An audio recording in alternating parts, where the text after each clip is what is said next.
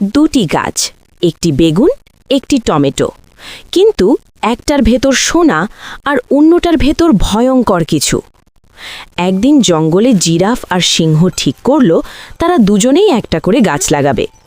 Giraffe লাগালো একটি বেগুনের চারা আর সিংহ লাগালো একটি টমেটোর চারা। তারা প্রতিদিন গাছে পানি দিল এবং খুব যত্ন নিতে লাগল। কয়েক মাস পরে গাছগুলো বড় হলো এবং তাতে ফল ধরল। জিরাফ যখন তার গাছ থেকে একটি বেগুন পেড়ে সেটি কাটল, তখন হঠাৎ ভেতর থেকে বের হতে লাগলো ঝকঝকে সোনার বিস্কুট। জিরাফ খুব খুশি হয়ে সেই সোনার বিস্কুটগুলো নিয়ে তার সাবস্ক্রাইবারদের দিতে রওনা হলো।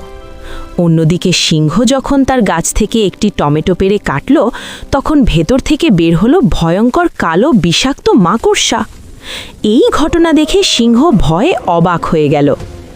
তুমি হলে কোন গাছ লাগাতে? কমেন্টে জানাও।